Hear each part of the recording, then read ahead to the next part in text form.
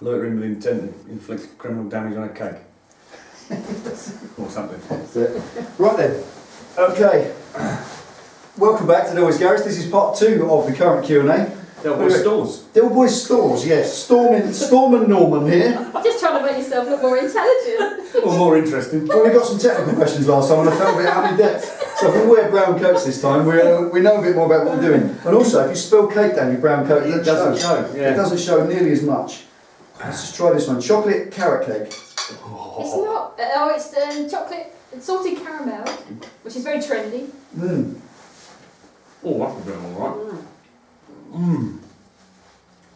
I may be quiet for a minute or two. Right, are we ready? It's the only way to shut him up, isn't it? Yep. Jim McCready. Welcome back to part 2. I've already started the questions. Jim McCready. Okay, Jim. Wants to fit a K&N into his Bandit 1200, 98. Not sure how to rejet it. Replace the panel type for a K&N panel type. But want to ditch the airbox for the tune-up K&N. Ride his bike 365. It's never off the road. How does it perform on cold, icy mornings? Thanks. Love the vids. Thanks, Jim. I'd say that question is similar to one we had in the last video. By all means, put a K&N panel filter in your airbox. That's a great upgrade, and you don't have to do anything, do you? Nothing at all. He's too I'll be with you in a minute. He'll be back in a minute. Because the K&N panel filter simply breathes a little bit more air, but it doesn't really make much difference to the way the bike performs, and it certainly won't make any flat spots. But taking the airbox off and putting cone filters on or spam tin filters, that's going to cause the same problems as we said when it was on a Bonneville airbox removal the last time. You get turbulence around the back of the engine because big wide engine on a Bandit. You get turbulence around the back of the engine. That causes the carbs are then sucking on turbulent air, which means that they're not going to get a smooth flow of air. You get fueling problems, and obviously if you're riding it 365 days a year, you're going to get a lot of moisture and water, rain and stuff in that engine. It's going to suck that moisture vapour in on a rainy day, and the bike's going to run like a bag of nails. So I'd say leave the airbox alone. Bikes, I've said this so many times, they're designed to have airboxes. They're tuned to run on an airbox. If you want to retune without one, really you're looking at serious tuning stuff. If you're going to put a 1400 Gorilla block on it and drag race it and put 40mm flat slides, then yeah, you just run them on bell mouths. But they only run flat out, don't they? Only wide open. They're not. You won't get anything intelligent. What you said. Yeah, what he said over there. So no, leave them on, put a K&N panel filter in, and you don't have to do anything, and you will make a little bit of difference in performance as well. It will breathe nicely. Cool, thank you. Graham Brand. Hi Graham. He's got a 700 Deauville, far too polite for his liking. There's no aftermarket pipes available. Can he fit a universal can? Or failing that, should he just rip out the guts of the stock silencer? A Duval, Captain Sensible. A Delboy. Fantastic bike, provided you want to do everything in a everything kind of way. Yeah. They're like an Allegro, aren't they? Yeah. In fact, I've seen the Lions at Longley. In fact, I think they did do them in that colour, didn't They did, babe, like Yeah. Vandam Plat. Yeah. I'm sure I've seen one with a beaded seat cover. But, Yeah, and one of those nodding dogs in the back seat. Anyway, we digress. I mean, the silencers on those are all one piece, all swaged over, welded, all the rest of it. You could, in theory, just drill a couple of 20mm holes in the back end of it, but it will sound like a wobble board. Yeah, it's not nice. It's not a nice sound. Well, something about other bikes. Was there a cruiser bike that had that engine? It's a V-twin Honda NTB. It started life as the Revere, didn't it? Yeah, NTB 650. Yeah. NTB 700. I've got a feeling that the engine in front of the final drive is the same as the early Transalp engines. Transalp, so you've got... So they did that quite funky. So they look straight through, don't they? I mean, they're not, but they look. It depends on it. I mean, you could probably find a universal can, can't you? A universal chrome exhaust. Could go to any of them. And it's just a case of, like you said in the question, make some brackets, cut it off, make a reducer so you can clip it all on, and it will sound better. It is a V-twin, isn't it? And it will have a beat to it, probably a 60 degree, I imagine, 90. I think it might be 90 degree V-twin, so that's Ducati. It's Ducati sound, isn't it? Yeah. You're going to get a sound out of that, but you're going to have to do some work for it, mate. Simple as that. Okay, Next question, Andrew Langford. Hi Andrew, he's going to visit the UK from Australia Cool. and wants to do a bit of a tour on his bike. Are there any roads you would recommend that he sees, and what's the best time of year to ride? Well, it's got to be in the summer months, hasn't it? April to Which obviously is not the same as your summer months, is it? no, April to October, I would say, best month. Yeah. I mean, if you want scenery and you want roads, you need to go to Scotland, really. Yeah, I'll take that. It's far too busy down here in the south. That's the trouble. The south coast is like, you know, In the summer, it's just gridlock, so isn't busy. But if you started further south and went to Scotland, you go through Proper the peaks tour, and yeah. the lakes and. But I Scotland wouldn't is- even bother coming south. I'd start some in the middle. You could Yeah. do. There's a tour. Do the Isle of Man first. Mm. You've Go to got the to do Isle that of in Man. June, haven't you? You've got to go to the Isle of Man in Yeah. June. So when you come, do the Isle of Man. I'll send you a postcard. Yeah. You go, Do the Isle of Man bike week. Oh yeah. Then Oh, you can yeah. ride around there. So you enjoy the most fantastic bike event in the Northern Hemisphere. Once you've done the Isle of Man, come back to the mainland and just go north, innit? Up through the Lake District, Well, in through the actual fact- village, up into Scotland. When you're in the Isle of Man, you're nearer Scotland than you are England anyway. Yeah, you are. Yeah. Cool. So I hope that helps a little bit. By all Scotland, lovely means, place. always drop us Yeah. a line if you need any further Definitely. help. Yeah. Ken Hopkins says he's got a 99 Bandit 1200, covered 44,000 miles, runs very good. Done some maintenance himself and wonder if we could check the valve clearances. Is this a job that can be done by the bike owner or should it go to a dealer? We kind of covered that a little bit earlier. We have a bit on the other video. Yeah, Yeah. video. Right, on a Bandit and a GSXR and all of the other derivatives of that engine, they are lock nut and adjuster, aren't they? They're Yeah. not shims. So you can adjust them once you check them. Now I haven't got a Bandit to make a video with anymore, No. so we can't do that. But it really is a simple job on a Bandit engine. You simply take the cam cover off, which is very easy. Don't drop the little dowels into the rocket box because they disappear forever. And then it's the same old as usual. You point the cams away from the shim or the roller face, and then you use the feeler gauge to check the gap. It's ever so simple. And if they're too small, you'll see that they're a little lock nut, a little adjuster. It's a bit fiddly, but it's Yeah. easy enough to do, and you can do it yourself. And Haynes manual or something similar Haynes will give you, manual. will give you Yeah. the gaps and what they should be. The only problem comes on other bikes without lock nut and adjusters, where you have to take the cams out, and that's where life gets very tricky, and you do need to take it to a dealer. Don't you? Yeah. Simple as that. Okay. Right, you can Thank do you. this one. I'm busy. Scott says, of the current batch of released new model bikes of 2016, money being no object, which would you drool over? I have a real problem with this because, in fact, I think we may have touched on this in a previous. Do you want to Q&A. ask it more slowly? Speak slower. You just said cake. Of the bikes that are currently in the showrooms, you know, of all the major manufacturers and all the rest of it, with one or two exceptions, I don't think I actually would buy any of them. No. Triumph have been quite cute here with things like the Street Twin, where they create a blank canvas, haven't they, for you to do do your own thing. But I mean, they're just jumping on a bandwagon, really. They are, because everyone's doing it, aren't they? But current crop of bikes that are available, I don't know, with the possible exception of something like Norton. I'll have a go on that.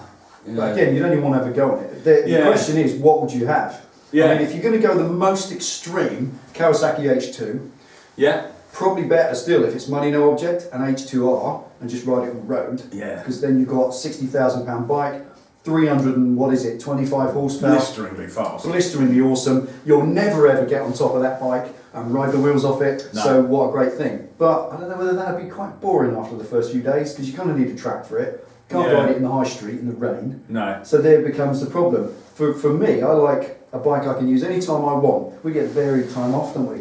Yeah. So ultimately, when you get tasked to go out on a bike, it might not be a perfect day. That's why I like the general. But Big do old you car. not- do you Yeah. I not mean, there's a think- lot to be said for sort of middle of the road sort I of was stuff. just going to be a bit controversial. Go Do you not think a lot of these modern bikes are all EU compliant or Oh, yeah. emissions compliant? So Yeah. it takes the joy out of it. They've got Yeah. ABS on.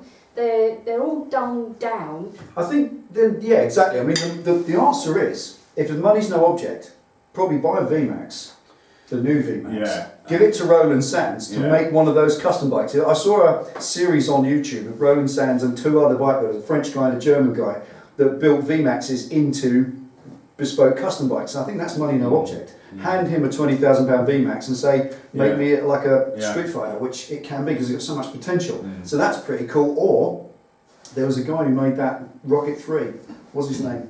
Oh, God, it escapes me now. Albans. Richard Albans. Richard Albans? He does the tuning, the supercharged stuff. Yeah. So give him a Rocket 3 and get a supercharger. But that's just being excessive, isn't it? But I mean, it's just going to excess. But for the sake of it. that's exactly the point, isn't it? There's nothing on the market that really No. floats your boat. You've got to go and create it. Yeah. Maybe something like fully restored. Like a beautifully perfect concourse Honda CBX-1000. An original CBX. Original CBX-1000. Something that you missed out on because you were too young. 6 cylinders of stupid. Yeah. Engine like a block of council masonettes. And sound like a Formula One car. They sound just Awesome. And then take that to Roland Sands and say, make me a flat tracker out of it. So yeah, and as for what's the other question? No, that was it. Money, no object. Oh, money being an object, what would you want? Oh, well, it's just the modern stuff, isn't it? Yeah. I mean, if I had to go out and buy a bike tomorrow, Just a bike. You had a budget, a ticket for a new bike. For a new bike to go out and buy tomorrow. But it's under 10 grand. And So it's go on got to take me to work, and it's got to take us to bike shows, and it's got to pop over here, and it's got to, put a smile on my face at the weekend. It's very, very difficult. Very, very difficult. It would probably be, as I say, something a little bit middle of the road, because then you can do everything with it, and something that is a bit of a blank canvas that you can adapt later on. And at the moment, probably the Triumph is ticking all the boxes there at the moment. Which one? The Street Twin. Oh, the Speed Twin, or whatever they got. No, Street Twin. Street's Twin. Can I Do say? your research, Dave. Street's Twin.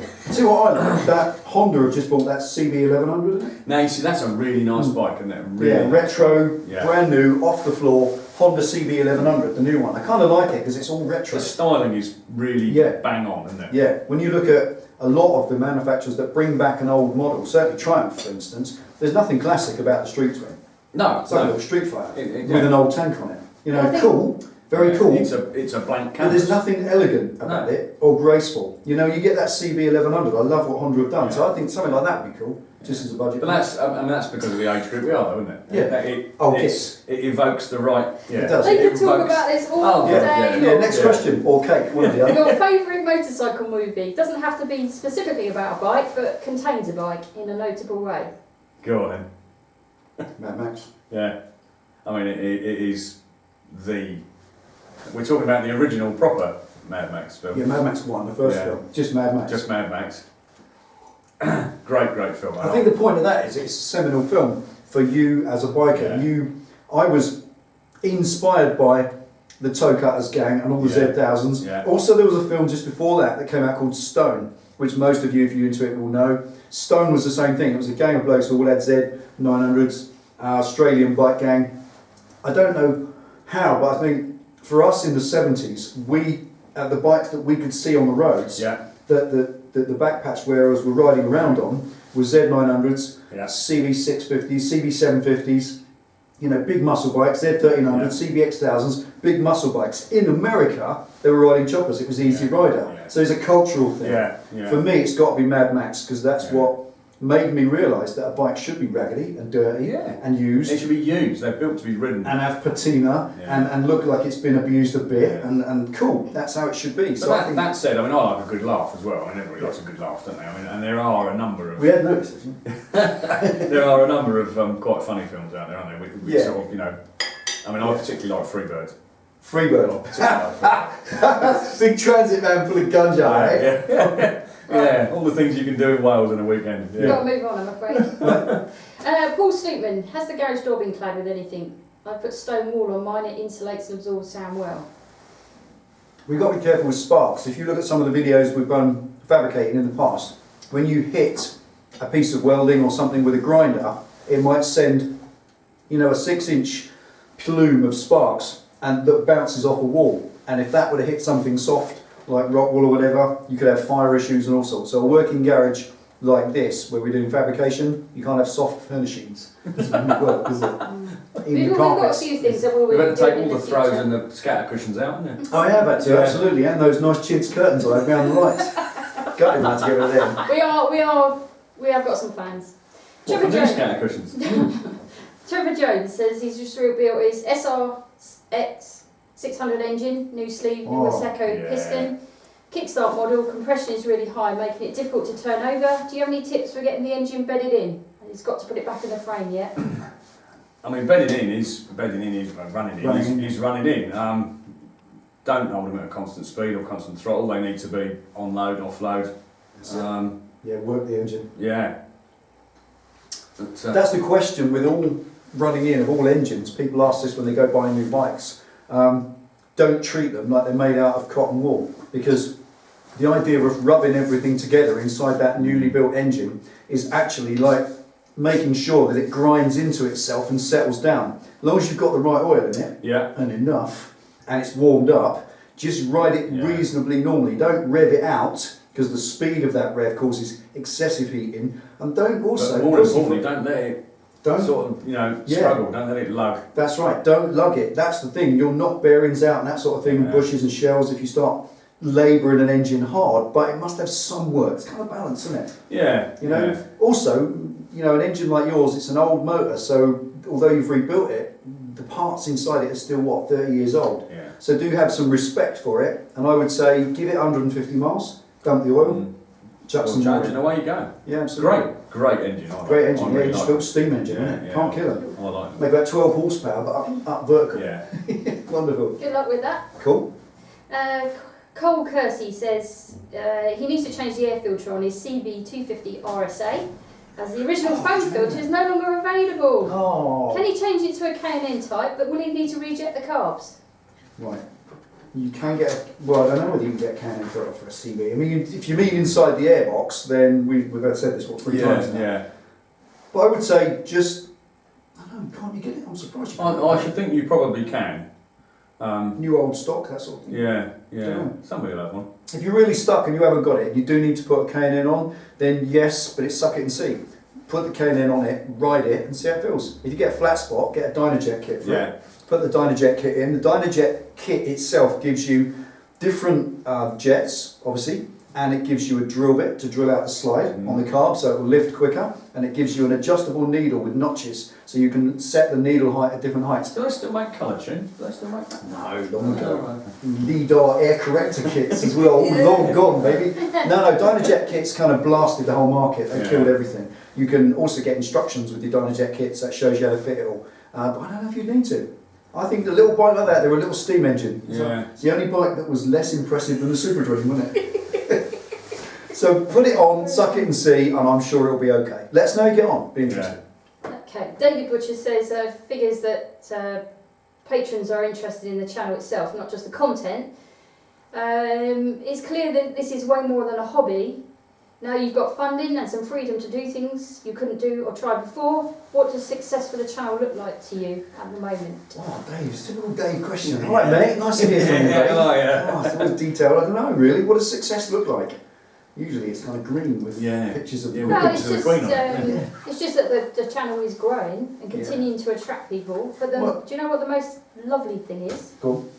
Is the people we reach around the world and the wonderful stories that we get sent about how it's impacted their lives. Definitely. Even this week we had someone say they've sold their car on the basis of our video.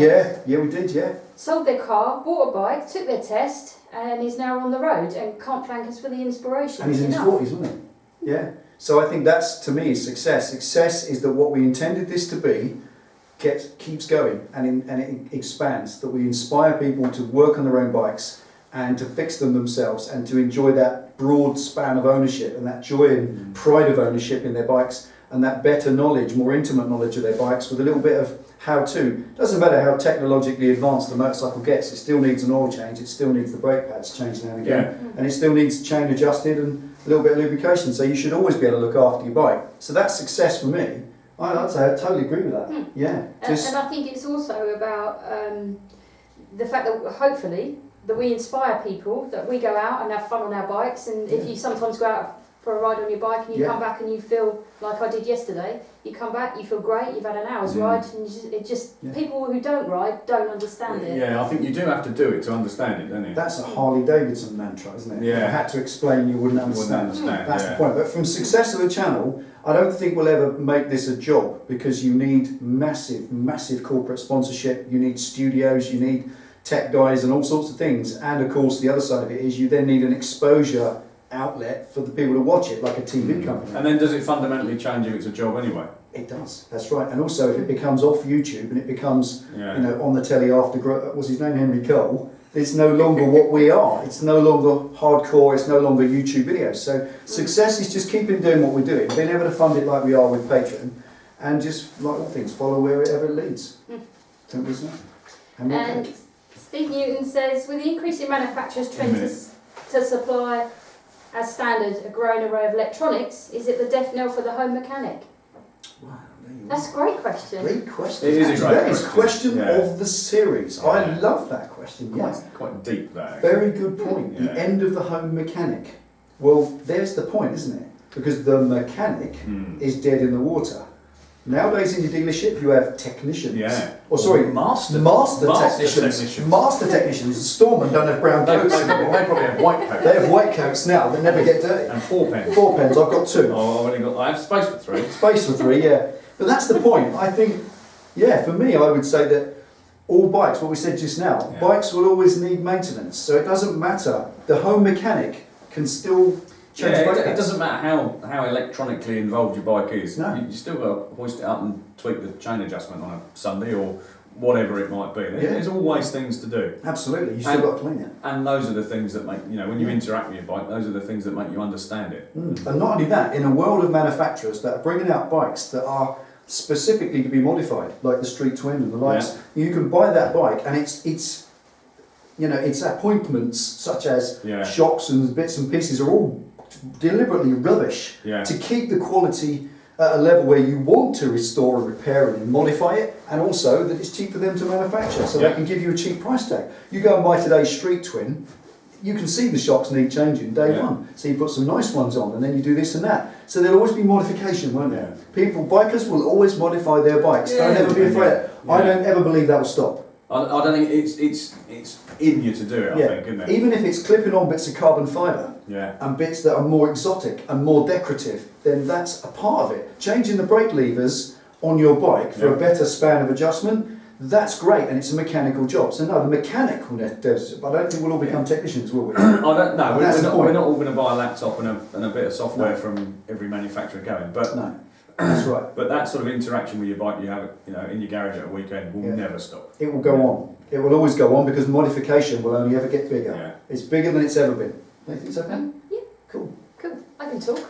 Good morning. Right, APX says, you probably made a video about this, but how often should you clean brake caliper pistons, and is it okay to use brake cleaner on the seals, or is soapy water best?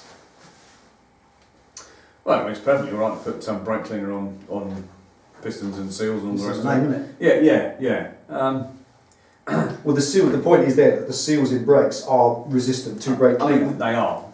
They're a different rubber than you Yeah. might get, say, on your tyres. Yeah. You know, Yes. there are many different grades of rubber. Probably a nitrile or something like that. But Yeah, exactly. Yeah, they'll be resilient to it. I mean, you depends what you use your bike for. I mean, if That's you're it. out in emulsified salt day in, day out, then they're going to need cleaning Quite often. fairly regularly. There's no piece of string in it. No, How often do you get it dirty? exactly. But they need a thorough clean, probably certainly every time you change brake pads, don't they? Oh, yeah, definitely, yeah. Because when you change brake pads, you take the pistons that have pushed out Yeah. to That take up the exposed rear bit pad. is going That back in. That's going to then push back in behind the seal, so you need to clean that off. So you should always clean them with brake pads, and I would say even if not, once every year anyway. Yeah, but I mean, if Accumulation. you're spending a bit of time with your bike and you're checking it over and you're learning about it, Yeah. you're going to know, aren't you, that time when you spin the wheel up and it doesn't spin freely, That's it, yeah. maybe they're binding.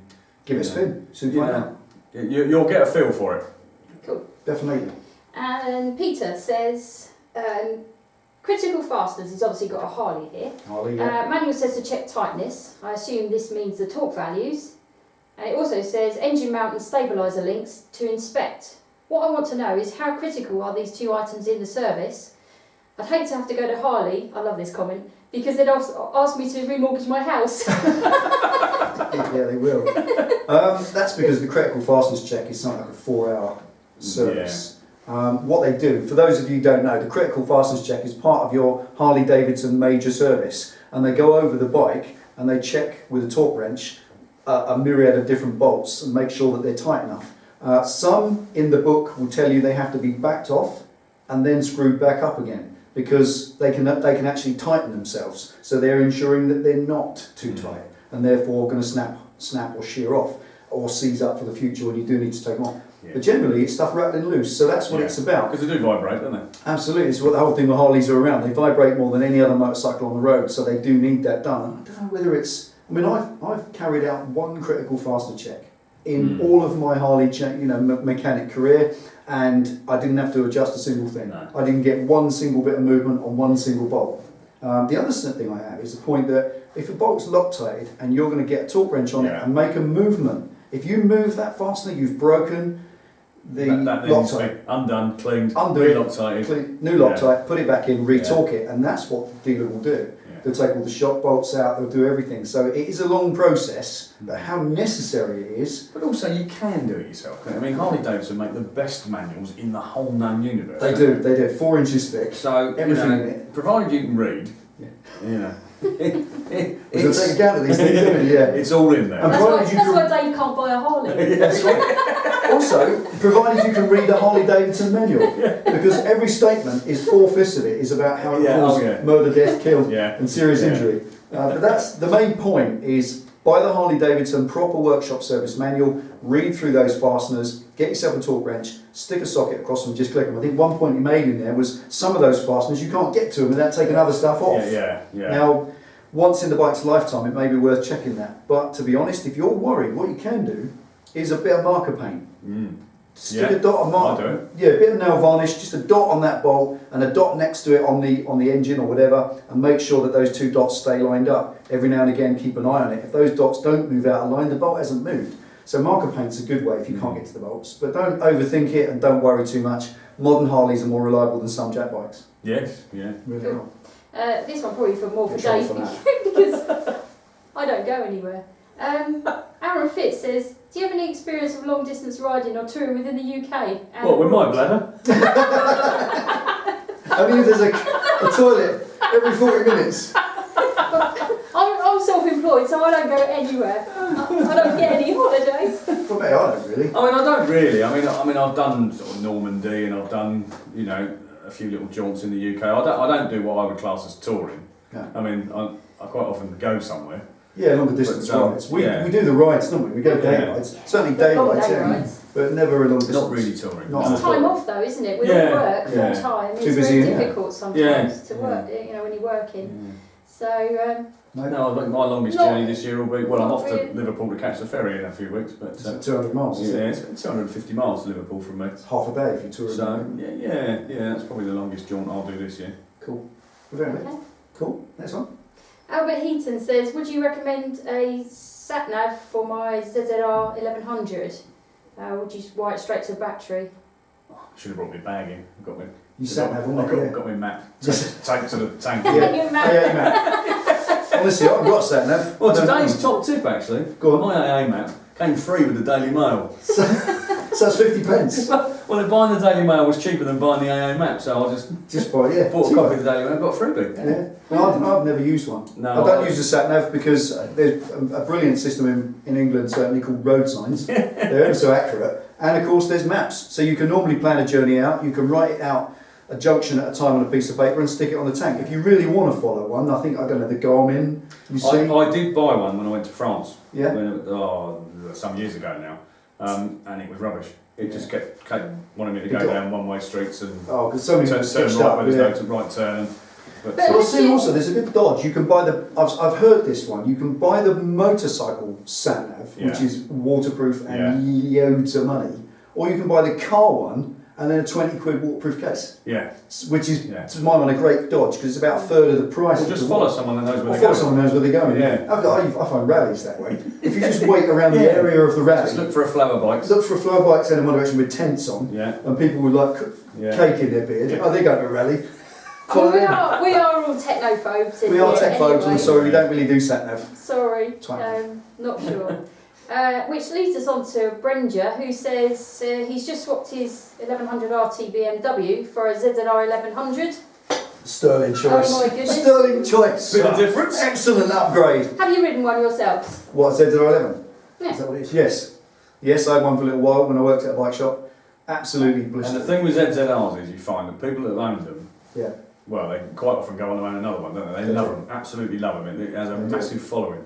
They're there's a whole class of those bikes. They're very much like the Hayabusa, the ZZR 1400, all that class of, what do you call them? Give them a name. Hyper Tourers, Super Tourers? Yeah. Don't know what name you want to give them, but all that class of bike, those big blistering Honda Blackbird, Hayabusa, ZZR 11, 12 and 14, all of them, and even the H2 they've been saying is, because it's a big old bike. Yeah, it's a lump, isn't it? You know, they're saying that all these superb and amazing machines, they are just incredible. The world goes backwards when you nail them. You know, they're proper distance munchers. They're extremely comfortable. You can put luggage on them, take them on a track day. Amazing bike. That's it, yeah. If you wanted a weekend to the Nürburgring or something, ideal. I think what they call it is a gentleman's express. That's I'm sure that's if it was a, that's a website. Yeah. I think that's the point. Is if you likened the ZZR11 to a car, it'd be something like, you know, like a Jaguar XF or something. You know, like one of the big Jaguar GT cars or something, like an Aston Martin. A cheap Aston Martin. A cheap Aston Martin. In fact, the ZZR11 will probably eat an Aston Martin. Because most bikes are faster than most cars. That ratty old pile I've got out there will probably have, you know, up to 40 mile an hour. Up to 40 mile an hour, Right. Okay, so moving on. Oh, get her! We'll talk about bikes all day long. Well, here's a bike video. And we haven't been here since Tuesday. We haven't been here since last Sunday, actually. It's Wednesday now. Even my coat's faded, it's gone brown. Sparky says, do you have any tips to prevent motorcycle nuts and fasteners from oxidising? He's tried WD-40, ACF 50, 2-year-old bike, and he really looks after it, keeps it clean, but it seems that it just won't stop. Can he wire wall it to get it off? But will that open up the metal to increase it? Is there an old wise tip? You're asking these two? Don't buy a Chinese bike. I don't know, if it's not a Chinese bike, that's odd. Because it happens on Chinese bikes. That's very odd. Because they make all their nuts and bolts out of unless you're washing it in seawater, of course. Yeah, exactly. Yes, you live on Portland. No, he says here that he's glad you're doing a Kawasaki build because that's the only bike he's ever owned. Right, got it. Oh, right, that's odd, Kawasaki. That is very strange, because normally any current crop of Japanese, British, European bike, provided they're sort of hosed off and reasonably dried, you shouldn't expect massive levels of oxidisation. You'll get a bit. Well, unless you're trying to get them back to that brand new shiny zinc finish, which of course you're never going to get that back. There is a certain thing called patina. You know, your bike will get an aged look about it. It will take the night. It's quite nice. I like it.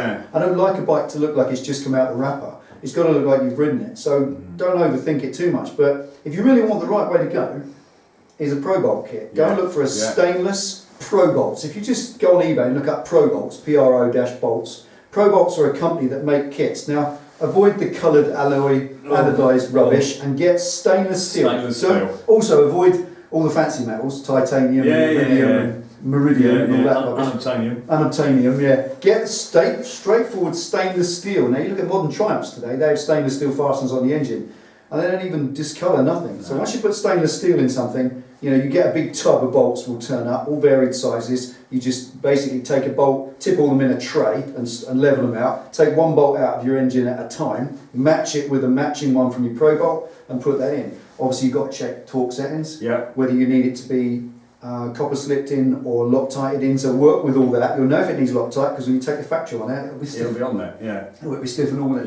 And that's the other thing. So make sure when you fit the Pro Bolt kit, you do it correctly, don't damage anything, but that's the way to go. But that'll keep them nice and shiny. Stainless, grey stainless bolts, nice and understated and last forever and ever and ever. Brilliant way to go. And it's not expensive, is it? It's not as expensive as you think. No. Cool, unobtainium. I like that. Right. Pedro says... Pedro. He'd like to replace his stock instrument cluster on his bike with a digital and better looking one, but there's so many problems with conversions on older bikes. The tach doesn't display the right revs, or the speedo's not designed for digital. Have you got any ideas? Is it something you can do? Well, there is. I mean, it depends how much you want to spend. You can go and buy one of these data logging dashes that hundreds and hundreds of pounds they're all fully waterproof, but you do have to have them fitted to your bike unless you're a motorcycle electrician or an auto electrician. They need wiring into the coils correctly so they count the coil pulses for the revs. They need the relevant sensor fitted to the bike to pick up the speedo. You can put the cheap bicycle style sensors, but they fall off for a pastime and you end up with nothing. So you normally put a sensor on the gearbox. So there is a little bit to it. It is a detailed process, and if you're not sure, it's not a DIY job, really, is it? I mean, to be honest, I mean, for a lot of these things, they're slightly out of the ordinary. You can do a lot worse than just read a few custom bike magazines. That's and right. see what other people do. Definitely, yeah. Also, look at the other bikes in that range of bikes. You know, I mean, if you look at like if you had a late model Phase 1000 or something, you look at the new 900 Tracker or something. It's got a little digital dash. I don't think it's too far from being able to fit that in. A lot of them go in through the ECU now, so it's virtually impossible. But it's a hard one, that quite difficult. I'd say you've really got to look at the product you're buying, how much you want to spend, and is it worth it? To be honest, you can get little diddy speedos that you wire in very simply. Johnny Cactus did a video, a little tiny speedo with the idiot lights in it, reasonably easy to wire in, and not a difficult job, and looked great when it was done. Well, I say, I mean, if you can do it. Oh no! Mr. Cactus, he's making fun of you! Good job he's You in nasty man! in Florida at the Just as minute, well, can't he's you? thousands of miles away. Yeah, he is. He's in Florida at the moment, isn't he? Jammy git. Bring us back a sticker up. Pedro also touched on the thing about women riding, getting his women, His women. I can give out women to ride. Sorry.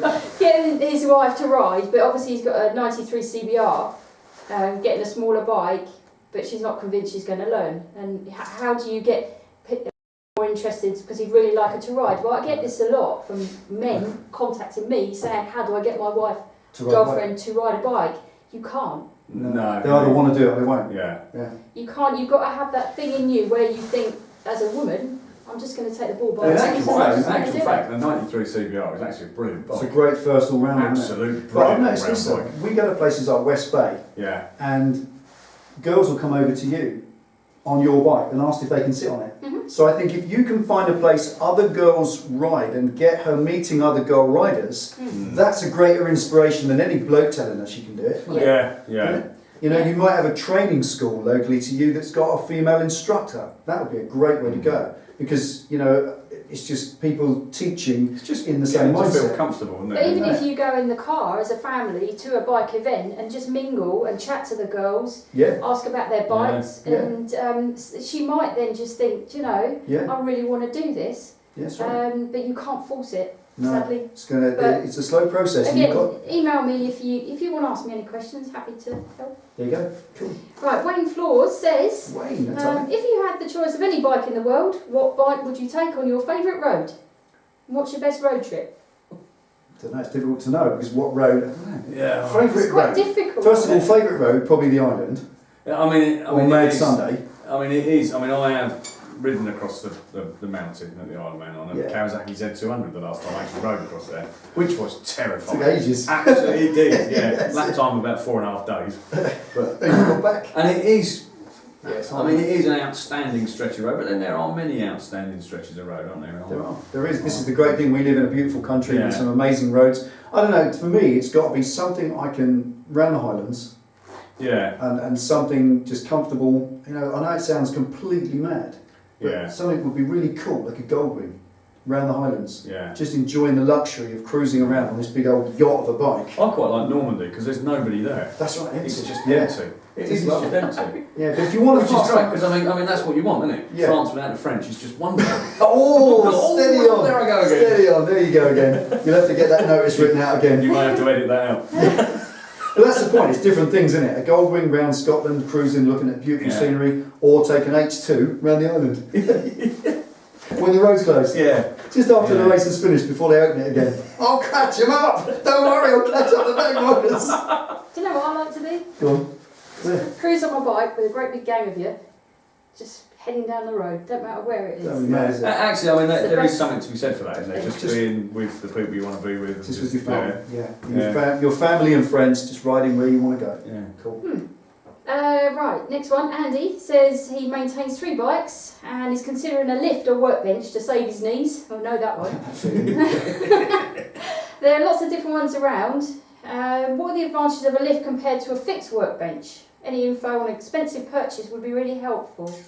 Fixed workbench. That means you've got to wheel it up there. I mean, you've got to get it on the thing, haven't you? Yeah, you got a long enough run up. You need sort of something like a 20 or so foot Yeah. Right. We'll be very pally with Jeff Capes. Yes. Yeah. And make sure it's only a Honda Melody. Jeff Capes. Who remembers Jeff Capes? Oh my God. Where is he now? Where is he now? I don't know. Lifting somebody's bike on a bench somewhere.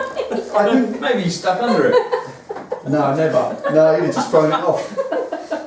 No, I think it's got to be a lift. I think a fixed bench is okay if you've got people with you who can help you wheel it up a big, long, shallow ramp. You need about a 20-foot ramp, so that's not going to work. But and also, some things you need different heights. Just if you're working on handlebars, you want it kind of in front of you. If you're working on the sump, you want it higher up. Much more versatile, isn't it? Much more versatile. Yeah, and also the other side of it, with you can spend anywhere from 200 to 500 pounds on a lift. All I would say is make sure it's a table lift, like a flat table like ours, and not one of those things that clips in and you put an electric drill and it lifts it off the ground on 2 little forks. Yeah. To me, a motorcycle 4 feet in the air on one post is just a bit And also, scary. from a practicality point of view, you can put tools on the thing You can, yeah. while you're working. Yeah, exactly. Whereas if you've got to continually be, That's on right. the bench behind you. Yeah, or so I'd say definitely Yeah. go with something like a lifting table. It depends how much you want to spend, but the more you spend, the better quality product you get in it. Oh yes. Always. Cool. Brian Gibson says he commutes 13 miles, 20 to 25 minutes, lots of filtering between 2 cities. Good lad. Like But to hear he's it. developing a white residue in the sight glass of his bike. He uses 20 W50 mineral because his bike wasn't happy on 1040 synthetic. Right. Yeah, I wouldn't go fully synthetic anyway. No, I don't know why the 2040, 1040 thing makes a difference. That's just the oil thickness. Yeah, it's just the viscosity at given temperatures, isn't it? I mean, Lowest, for yeah. most. The issue with it is that obviously the white residue is condensation. You're not burning it off. You're probably riding at reasonably slow revs, probably in higher gears. So the answer to that is take the bike for a burn and burn off the water. Yeah. You've got to get that oil over 100 degrees for at least, 10 minutes? Yeah. To boil the water away, to vaporise. Water doesn't vaporise till it reaches about 110. I mean, particularly if the bike is living outside where it's going to get Cold that metal. sort of change of temperature on the metal, it's going to be, creating more condensation in the cases. Assuming the air gasket hasn't gone, of course. Well, that's the thing. Check the colour of the oil, that it is white residue from that, and that if it disappears, then that's okay. But check the actual oil itself. Dip the stick if you've got one, and if you haven't got a dipstick, take the filler cap off and feed a piece of wire down inside and keep hold of it, and get some oil on the end and make sure it's not grey coloured. If that's the point, this is what NT8 had this ages ago. The cam's rusted inside his engine, the cylinder bore's rusted. Yeah, because he just couldn't get it hot enough. Just never got it hot enough to eradicate that water, and water inside an unprotected engine, even with the presence of oil, was enough to rust it horribly, and he had to have major repairs carried out at great expense. So get rid of that water at all costs. Do an oil change first of all, get rid of the water that's in there with that oil, put some fresh oil in and get that thing hot, proper hot. Even if you leave it ticking over outside your house, chained up for about 20 minutes, that will still get that thing red hot, and it will cut the fan in. If you've got a fan on it, make sure it cuts in and back out again twice, and that will vaporise it away. That's what it's about. Cool. And thank you, Brian, for the lovely message, saying that we have inspired him and helped him keep his bike on the road and legal, and kept him biking. Oh wow. That's really sweet. Thank I you. appreciate that. Thanks, mate. That's what it's all about. And Johnny's Bonnie says, when you tie the lever back to the bar, how does this work when you're bleeding brakes? And why does it work? Right. What he's referring to is when you bleed brakes. When you finish doing it. When you finish doing it, you, as a last thing to make it a little bit better still, you tape the lever into the bar and leave it overnight. Yeah. Okay. Or at least as long as it takes to have a cup of tea. Yeah. Longer the better. The way it simply works is that the valve inside the master cylinder pump up on the bars, it has a little hole in it, and when you pull the lever in, it pushes that past the hole and opens the valve, so that any air that's left in the brake pipes itself is allowed to come out through that hole and bubble up into the reservoir out the way. When the lever's out, that valve is closed so the air stays in. Also, pressurising the system by winding that lever in. It puts the hydraulic system under great pressure inside. So any air bubbles that remain inside that fluid, they shrink, don't they? They do. They get tiny, and that means that they will flow through the fluid far more quickly. There's less surface to them, they're a tinier bubble, so they'll work their way up through the pipes to the top, and then they'll bubble out the top afterwards. And it's a practice thing, and it just works. Yeah. Do it in practice and you'll see it works. In fact, I do it periodically. In fact, even if you haven't bled your brakes, you will find that if you, I don't know, once every couple of months, Yeah, just tape it in overnight. Tape it in overnight, you'll feel them much firmer. Yeah, literally. And not any more than emergency stop. No. I mean, don't go bursting anything. Just pull it in till it feels quite tight. Bit of tape around the outside, just leave it there overnight. Come in the morning, pump them up, and you'll feel a difference. Makes a difference. Cool. That's what it's for, anyway. Right, last two, Dave will be pleased because he looks like he's gasping for a cup of tea. He wants another piece of that cake.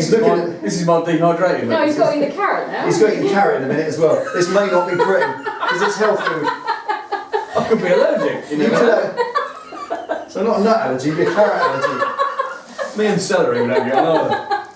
Celery's not even food, celery, is it? Celery's for stirring. That's your exercise, celery. Rabbit food. Let's go. Last couple. Corin says he wants to replace the full system on his bike. He's looking at a Black Widow exhaust. They say I don't need to worry about rejetting the carbs, but not really interested in gaining performance anyway. They have a range of NCAN lengths, all cost the same. Is the length of the silencer purely aesthetic or is it something else? It's ladder. It will change the tone. It will. It will, yeah. Cutting down an exhaust can to make it shorter will make it more raucous. Yeah. Won't it? A little bit higher pitched, a little bit more rowdy. We're going to say longer is a bit thumpier, isn't it? Yeah, you get a deeper sound. It depends also on the size. Because if you look at some of the GP cans now, they've got sort of an 80mm out, which is huge, but they're only short. Yeah. So you get the same sound as a long slim pipe. Yeah. So it's a bit of a different thing, but if you can do it, have a listen to the cans on other bikes, and YouTube's great for that. Isn't Well, it? actually, I mean, I've got Pipeworks slip-on cans on my SV, Yeah. and that's exactly one of the things I did before I bought them was go on YouTube Listen and to look for all the various different makes of Yeah. system on SV1000s, and Choose because there's somebody somewhere that's done whatever you're thinking of. Yeah, definitely. Yeah, that's it. That's a great thing with Yeah. YouTube, isn't it? Yeah. What you want, that example is out there somewhere. It's out there somewhere. Yeah. Have a listen to it. Cool. Cool. And if you buy a long one and cut it down. Yeah. What you can't do is buy a short one and cut it longer. No, that doesn't work. No. Right, last question for this Q&A. Last one for this series. Richard Fowle says, the difference between unleaded and super. My garage told me I'd notice the difference, but I don't. Well, I do. Yeah. Well, it's not so much unleaded versus super. No. It's one kind of petrol station against another. Yeah. So the supermarket city petrol. If you go to Aldi and buy their Other supermarkets are available. Come on, don't get in trouble. and buy their budget fuel, Yeah. You might as well run it on Lucasade. I think that's what they call it. I think that's what they call it. Yeah, they put it in an orange bottle. Yeah, Drivers. it's horses for courses a little bit, isn't it? It is. I mean, I use on one of my bikes a particular main name brand that I won't You can necessarily. say. All right. We don't know. All right then. VP's Super Unleaded makes SV1000s run lovely. Lovely. But that's not the octane rating or any of that. It's the ethanol content or It the is. lack of ethanol content. Yeah. If you buy cheap petrol, it can have anything up to 15% ethanol. Well, the way it works is explaining just briefly how fuel kind of works, if you like. I spoke to a tuning master years ago, a chap called Ray Devon. He's an old drag racing supremo from the 70s. And I had a conversation with him about tuning and power and stuff. And he explained something that everybody fails to understand at the beginning, and then they keep tripping up all the way along. The power contains the fuel contains the power. Yeah. Okay, the power that your bike produces is contained within the fuel. Only the fuel. Not the carbs, not the cams, not the exhaust, not the timing, not the ignition advancer, not the turbocharger, not the supercharger, nothing. The fuel in the tank contains the power. Yeah. So therefore, that comment that you will notice the difference is absolutely correct. But it's, as he said, it's the benzene, Yeah. which is added to fuel, and benzene contains water. Yes. Water. I mean, water, it contains water. Now, what that's designed to do is make it run hotter so that you can get better combustion for less fuel. So it's a green thing, isn't it? The whole benzene thing is about being green and tree hugging. Somebody asked a question once about ignition advancers. Do they work? And they do, because they make the engine fire later, where there's more fuel has been squirted in. That's not the fundamental way of doing it. It's get better fuel in, not just more of the crap Because I mean, it stuff. depends what you're comparing it against, doesn't it? Well, yeah, it does, Yeah. But the point being that the fuel contains the power, so the more of it you can process, the better. That's why we do big bore valves, Yeah. big carbs. Because you can get more You fuel can just, in. turbochargers, they friggin' ram it Yeah. in, you know, and that's the point. But fundamentally, the fuel is the most important thing. So the best quality fuel is one that contains no benzene. Exactly. So None you at get all. super unleaded fuels, they're a little bit higher octane, but there are other properties about them. And Harley Davidson always recommend super unleaded fuel for the UK, which is 98 octane, but the octane's not the point. No, It's the it's irrelevant. it is a richer fuel, Yeah. and they run very, very lean on the mixture with the ECUs now. So in that sense, that's why they suggest to run the higher octane fuel. They run too lean to run that pump. Well, piss, I only run my SV on super unleaded. yeah. I'm not so fussed about the other two bikes. That's right. But We went out yesterday for one of the first rides of the year on a Harley and the Scrambler, and they've been sat for 3 months. And that fuel from here to the petrol station, you could feel the bikes were a little bit laggy. That's 3 months old, that fuel's already starting to deteriorate. We went straight to the BP station down the road, we put super unleaded, topped them right up, and they ran like a dream. Yeah. Beautiful, really urgent all day. So I would say it's a good idea, but go to a proper petrol station, not a grocer. That's fundamentally it. Supermarkets are greengrocers, they sell food, and they dip on petrol to get you in there. So, you know, supermarket petrol, it's a big subject, isn't it? Yeah, well, I had a conversation with a man from Esso years and years and years ago. At the time, I'm not saying this is the case now, but at the time they supplied Asda with their fuel, and I was teasing him about saying, so what you're saying is Asda's petrol is Esso fuel. And all he would say was, yeah, but it's refined to a budget.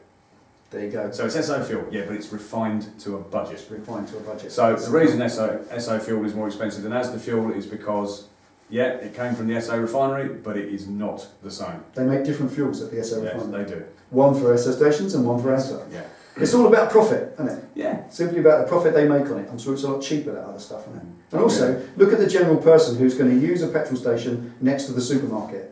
Drives me mad. It's her mum, isn't it? Yeah. It's her mum in her shopping car with an 800cc engine, and that's the petrol she needs. Yeah. And they can do it, and aren't supermarkets always the cheapest places to buy petrol? Oh, yes. How can they do it? And if it's damaging the engine, who cares? Because she's going to sell it in 3 years and buy another one. If she owns it anyway, Yeah. lease car. Yeah. But for your motorcycle, get proper petrol from a proper petrol station, go with super unleaded, and you will always notice a slight difference. And that is it. Ta-da! This one. Wow! We did it.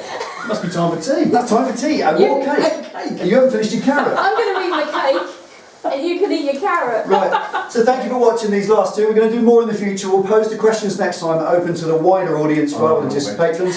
Thank you so much for watching. I really appreciate all your questions. We hope we answered what you need. So it's goodbye from him. And it's goodbye from him. And a goodbye from her. See you next time. Cheers. Bye, say. Bye-bye.